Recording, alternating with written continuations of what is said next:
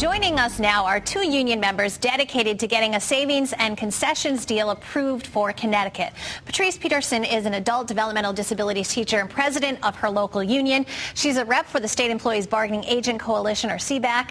Thanks, Patrice, for being here. And Jordan O'Donovan is a fraud investigator with the Connecticut Department of Social Services. Thanks, Jordan, for also joining us. Let's start with you, Jordan, because you received a pink slip. Yes. Tell us when your last day is supposed to be and how you're feeling at this point. Well, if it all goes through, then my layoff would take effect the 25th of August. I've been with the state just under a year, so I'm pretty brand new, and I'd be really disappointed if it did take effect. I like my job. I want to stay in it. And you voted yes? I did vote yes. But you must not have been that surprised, right? I mean, with so little time? With being here for such a short period of time, I understood how vulnerable I was, and it didn't come as a huge surprise. Right, right. Patrice, this behind-the-scenes negotiations is going on. I'm wondering if you could give us describe what it's like, and also point out, I mean, it's not necessarily adversarial, is it? No, it is not. It's not adversarial at all. It's very respectful. We're a coalition of unions that are working together with the governor's staff, with Mark Ojakian and Linda Yalmini, to come up with the best agreement that we possibly could. What do you think happened the first time around? Oh, it was a whole group of things that happened kind of all at the same time. I think that the difference in the way that we use media is that helps spread word differently than we had happened in the past, that there were a lot of false information that was out there. It was hard for us to get ahead of that. Mm-hmm. We have 45,000 people that we needed to speak with, and that's a huge project to do in just a few weeks. Mm-hmm. And with it is a very complex agreement with a lot of short-term and long-term savings. One of the contentions that came out after the rejection was that the Yankee Institute for Public Policy had been improperly using the state's email system and sending out their opposition to it. It came out today. The Attorney General said he couldn't find evidence of that. I mean, I'm wondering if you have a reaction to that, or does it change your opinion about what happened? Or Oh, it doesn't change my opinion at all. What we did discover is that it is incredibly easy to get into the email system for the state of Connecticut, which is a little bit on the disturbing side, that we don't have, our systems are ancient enough that we don't have the security in place that we should, because anybody that could get in will get in, and that's what happened. We're disappointed in the fact that the Attorney General couldn't find the source. It doesn't mean it didn't happen.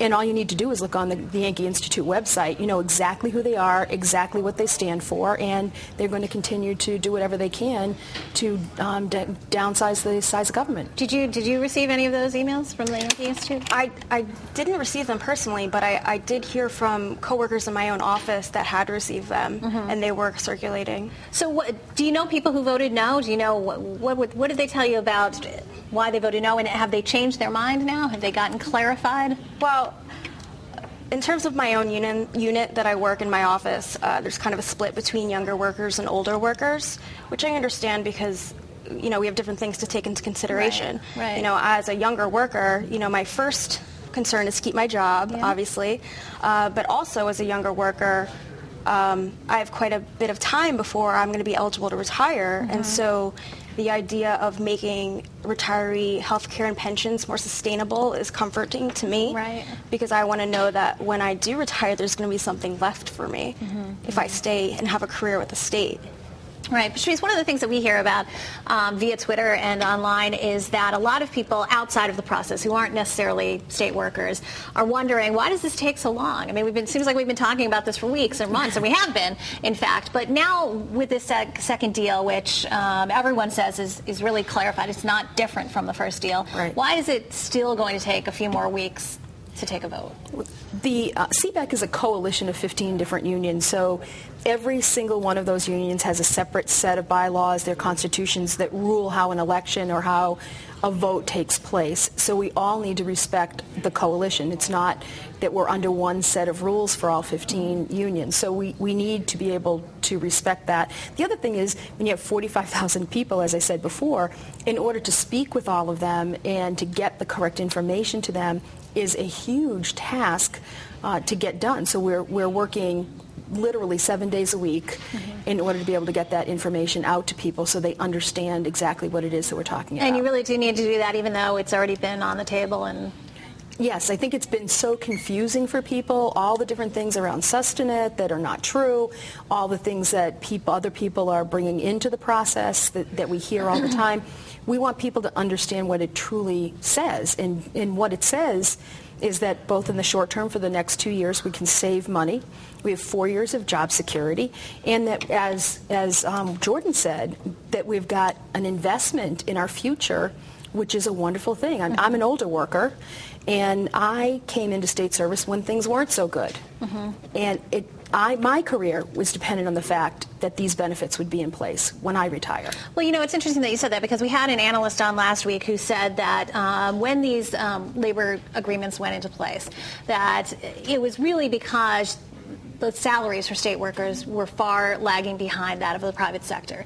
They've since made up some of that gap, but the point was to raise the benefits to keep workers. So do you think that people have the wrong idea? I mean, because there is a wide opinion out there that state workers have it great. They have great benefits, they have great salaries, they have great, you know, what are they complaining about with this deal?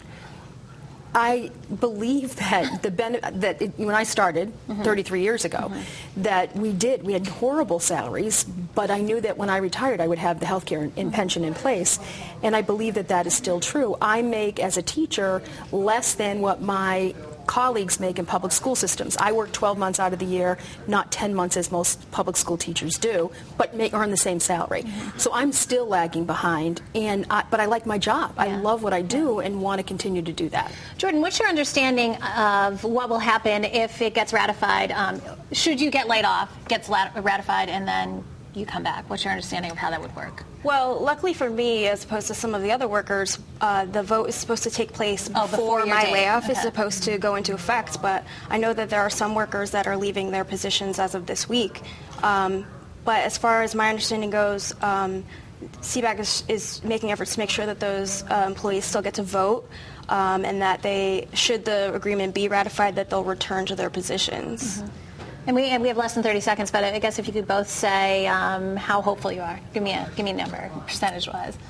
Oh, I'm 100% certain that we will pass it this time. I think that people understand, despite everything that's going on outside of state service, that in order for us to preserve state service, in order for us to protect the services we provide, that we will ratify this agreement. You too, Jordan? Yeah, I'm optimistic. I think that this time around it's got a much better shot, and that people are really seeing the effects that it'll have on Connecticut as a whole if it doesn't get ratified. All right. Well, thanks both of you. Thanks to Patrice Peterson and to Jordan O'Donovan. Thank you for coming and sharing your opinions about this. Thanks a lot. Coming up, the business of sports is making headlines. Money woes and personality clashes are now part of the games.